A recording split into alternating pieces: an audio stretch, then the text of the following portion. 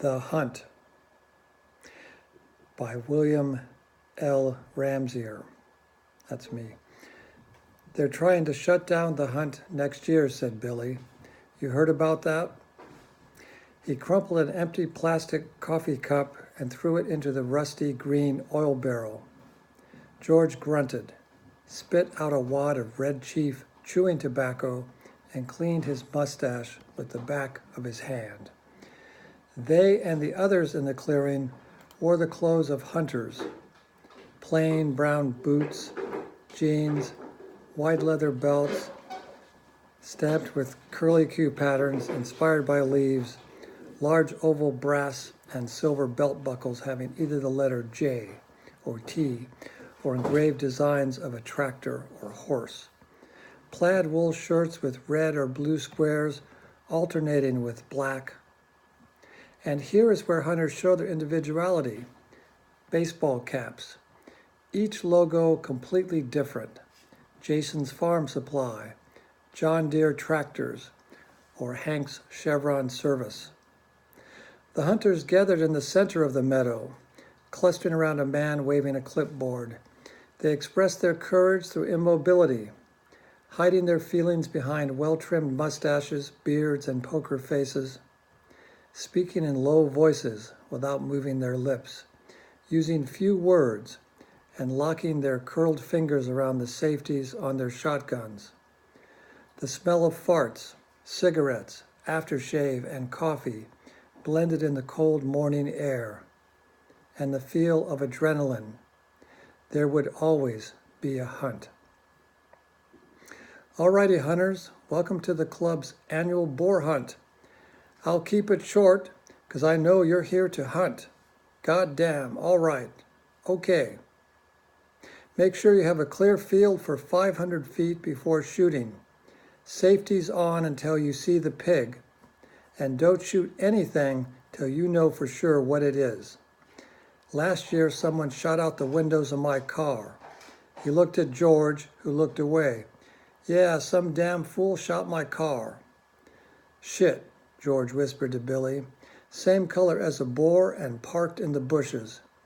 He spit another wad of tobacco. It landed on Billy's boot, but he said nothing.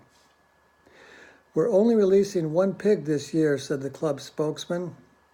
Groans went up from the 30 or so hunters. We'll make it up next year. All right, hunt's on. As the hunters dispersed, they slyly watched each other to see who headed where. One pig wouldn't last long, especially since the nature preserve, the county's last, had only 15 acres. George and Billy waited. Then they began circling around towards Bone Creek. See anything? Whispered George. Billy shook his head. They crossed the almost dry stream bed and climbed the bank into the woods. The sound of stereos and moving cars came from just beyond the trees. On this side of the stream, the vegetation grew thicker. They could see only a few telephone poles through the sycamores. They heard a rustling in the black underbrush. George yelled, turned, and fired his 12-gauge Winchester just over Billy's head. The pig squealed and shot out of the shadows, running just past Billy's leg. Billy dived for cover. George twisted sideways, fell, and fired again on his way down. Orange fire leaped across the dark clearing, exploding the pig's back in a white flash. The boar, engulfed in flames, rolled on for about 30 yards, hit a tree, and turned over. Its wheels clawed briefly at the air and then stopped. George and Billy ran over, twisted their faces into ferocious scowls, and watched from behind their iron gun sights as the flames died out. The pig never moved. The shotgun pellets had pierced the nylon skin in at least 5 places. The club can fix it, thought George, and use it next year. That's why we pay dues. We got it, yelled Billy. You hit the battery. Acid steamed off the rear wheels. Billy peeled off the skin from the metal chassis.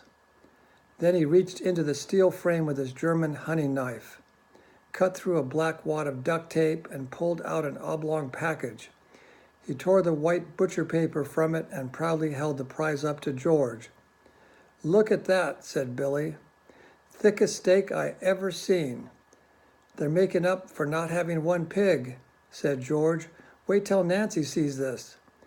Acid dripped off of one corner of the frozen steak. Another corner had been ripped away by a shotgun pellet. "I haven't eaten steak for 6 years." Other hunters gathered around. They offered their congratulations and tried to hide their disappointment, but the hunt was over. "Just luck," said George. "And remember, boys, there's always next year." He turned to Billy, his face flushed with excitement. "Those eco-nuts don't know what they're missing." "Yeah," said Billy, "there ain't nothing like a good hunt." The end.